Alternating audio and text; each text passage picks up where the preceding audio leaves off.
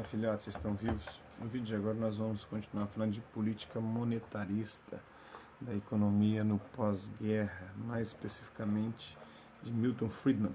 Segundo ele, a inflação é tributação sem legislação. Inclusive o Paulo Cogos fez um vídeo hoje falando como o IPTU eleva a inflação. Teoria quantitativa da moeda. Friedman quis mostrar que a política monetária funcionava. Uma mudança na quantidade de moeda na economia provoca um efeito previsível na renda total. Keynes dissera que essa relação é instável porque as pessoas guardavam dinheiro por motivos diferentes. Alguns eram o que ele chamou de especulativos e difíceis de identificar. Para provar que a teoria quantitativa estava certa, Friedman precisava provar que a demanda de moeda era estável. Ele tinha de apresentar uma teoria verificável sobre a demanda de moeda. Em 1956, o Friedman publicou The Quantitative Theory of Money, ou a teoria quantitativa da moeda, a Restatement. Ele considerava a moeda como um bem, uma morada temporária do poder aquisitivo. A demanda do mercado por um produto depende do orçamento geral das pessoas e de seu preço relativo diante de produtos concorrentes, assim como do gosto do comprador. Para Friedman, a demanda de moeda sofria influência de certos fatores. Primeiro, ela aumentaria com o nível geral de preços, pois a moeda é necessária para seu poder de comprar bens reais. Também seria influenciada pela riqueza real das pessoas ou sua renda permanente e pelos rendimentos de dinheiro, títulos, ações e bens duráveis. Por fim, a demanda de moeda teria a influência dos gostos, que neste contexto significam fatores como incerteza econômica, que leva as pessoas a guardar dinheiro. Dado um nível bem definido de procura de moeda, os consumidores não exigiriam uma oferta extra de moeda. Eles já teriam dinheiro de que precisavam, assim gastariam qualquer dinheiro extra. Como os preços não se ajustam de imediato no curto prazo, não haveria produção maior. Mas no longo prazo os preços se ajustariam e o único efeito da moeda extra seriam preços maiores, ou seja, inflação. O enfoque de Friedman pode então ser visto como uma retomada da teoria quantitativa da moeda, uma fórmula que diz MV igual a PT, em que M é a oferta de moeda e V representa a velocidade de circulação do dinheiro. P é o nível de preços, que multiplicado por T, o número de transações, resulta no valor total das transações. Em suma, essa equação diz que, se V e T são constantes, uma oferta de moeda maior implica um nível de preços maior, é o PT. No longo prazo, a moeda não tem efeitos reais na economia. O desemprego natural. A palavra monetarismo foi usada primeiro em 1968, ano em que Friedman apresentou uma nova interpretação da curva de Phillips, referente à suposta relação estável entre inflação e desemprego, que permitiria aos governos escolherem entre menos inflação com mais desemprego ou mais inflação com menos desemprego. Friedman desmentiu que existisse essa oposição, a não ser num curtíssimo prazo. Ele diz que existe uma única taxa natural de desemprego, que consiste em trabalhadores desempregados temporariamente enquanto procuram emprego. Na prática, a economia tem pleno emprego quando o desemprego está em seu índice natural. Se os governos gastam para que o desemprego fique abaixo da sua faixa natural, o que o PT fez, aumentando a inflação, os assalariados inflacionarão ainda mais suas exigências salariais. Duas coisas podem acontecer, e o desemprego retornar à taxa natural, um novo índice de inflação mais alto, e o governo tentar manter o baixo índice de desemprego, mas à custa de uma inflação cada vez mais acelerada. Então é uma equação tensa. Um desemprego baixo significa uma atuação grande do Estado na economia, e essa atuação do Estado na economia vai levar à inflação. E um desemprego relativamente alto mantém os preços estáveis, mas em detrimento, o que nós temos é uma situação onde parcela significativa da população não tem acesso ao emprego, é o que está acontecendo hoje, né? De 1975 a 1999, o governo americano fixou metas anuais de crescimento da oferta de moeda. Contudo, ela cresceu constantemente mais do que o limite superior da meta governamental. Então, tem um crescimento percentual anual, né, e foi só aumentando de 75 a 85.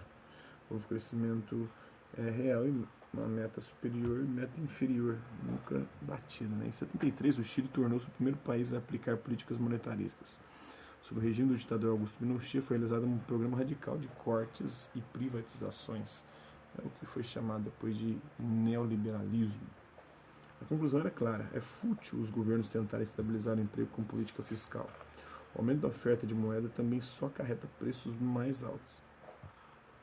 No longo prazo, a curva de Phillips é uma linha vertical reta no índice natural de desemprego. O hiato de tempo entre as mudanças monetárias e as mudanças na produção costuma ser de poucos trimestres. A movimentação dos preços pode levar de 1 a 2 anos ou mais para ocorrer.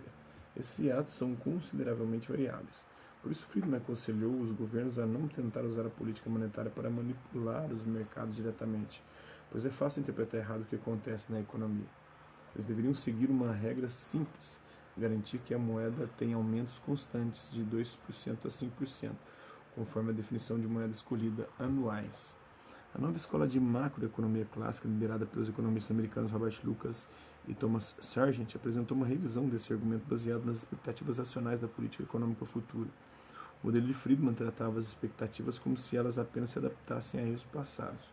Lucas e Sargent disseram que as expectativas das pessoas são previdentes. Como as pessoas veem o que o governo planeja, qualquer tentativa deste de reduzir o desemprego abaixo da taxa natural levará imediatamente a uma inflação mais alta. Ou seja, maior consumo, mais inflação também, e a produtividade não acompanha, por isso que acontece a inflação, ou seja, a curva de Phillips é vertical também no curto prazo. Os governos não têm nem mesmo o poder de reduzir o desemprego. Você pode tentar, às vezes tem, mas é também no curto prazo, e uma política que no longo prazo gera uma crise como essa que nós estamos vivendo atualmente, né? A Dilma conseguiu terminar o primeiro mandato dela praticamente com uma situação de pleno emprego na economia, 4,8%, se não me engano, por cento de desemprego. E aí essa bomba estourou no curto prazo. A política desenvolvimentista, né, neodesenvolvimentista, ou a nova matriz econômica, como era chamada pelo Guido Mantega, ela promoveu isso. Nesse primeiro governo Dilma, um desemprego quase, uma situação quase de pleno emprego, mas a bomba veio depois, em 2015, 2016, com a crise afetando a nossa economia com lastros até hoje, né, que a gente pode perceber a dificuldade da nossa economia se recuperar. Monetarismo na prática. Não demorou muito para que as advertências de Friedman se mostrassem corretas.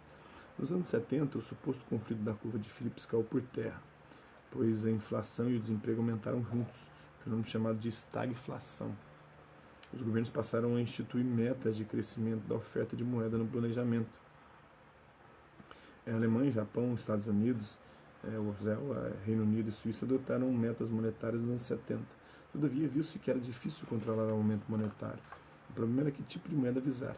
A maioria dos bancos centrais visava uma forma mais ampla de moeda que incluía depósitos bancários a prazo fixo, que não podem ser retirados dentro de um certo período. Porém, era difícil controlá-la. A atenção voltou-se então para a base monetária restrita, ou seja, cédulas, moedas e reservas do Banco Central. Isso era mais fácil de controlar, mas parecia não ter uma relação estável com a chamada moeda ampliada. Os experimentos monetaristas fracassaram em grande parte, mas o impacto monetarista foi significativo. Passou de uma prescrição política sobre a oferta de moeda para um programa voltado para a redução do envolvimento do governo em todos os aspectos da economia. Hoje, poucos descuidariam de que a moeda importa. A política monetária recebe tanta atenção quanto a política fiscal e, em geral, serve para controlar a inflação. Mas a forma mais pura de monetarismo e as consequências de sua política dependem de suposições controversas. Existe uma demanda de moeda previsível e a oferta de moeda pode ser controlada facilmente pelas autoridades. E aí onde que entra também as criptomoedas, né? Como o Bitcoin, que tem uma oferta limitada de moeda e assim supostamente controlaria. Mas aí ela está sendo inflada por outras moedas, porque você compra o Bitcoin com outras moedas e moedas que se inflacionam, moedas que muitas vezes são produzidas além das metas estabelecidas pelos bancos centrais de cada país e de alguma forma vai ter um efeito no Bitcoin quando você compra, porque se fosse um padrão ouro, um padrão commodity, alguma coisa assim, mas mesmo essas também são influenciadas, porque a economia é uma bagaça complexa pra caralho, velho.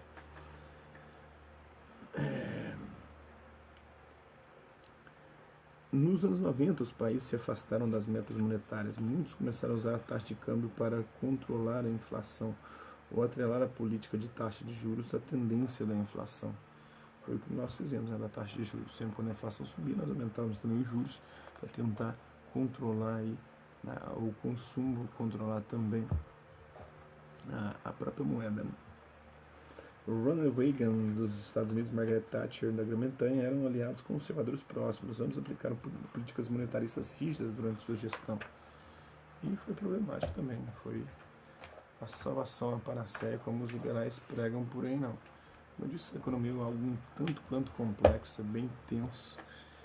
E é por isso que até hoje, né, os economistas estão estudando, fazendo seus gráficos, fazendo seus estudos, fazendo seus modelos matemáticos para tentar compreender os modelos. Não é um idealismo sobre alguma vertente econômica que vai nos levar à solução dos problemas complexos da própria economia.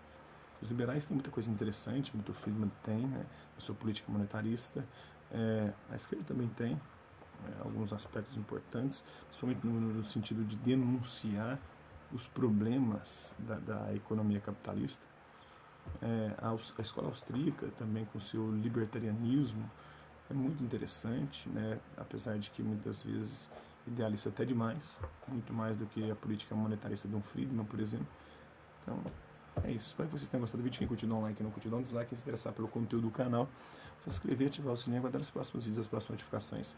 Deixe também seus comentários, dizendo que você tem achado dos vídeos, sugestões de temas e assuntos para serem abordados em vídeos posteriores. É isso aí. Hasta la vista, babies. E até a próxima.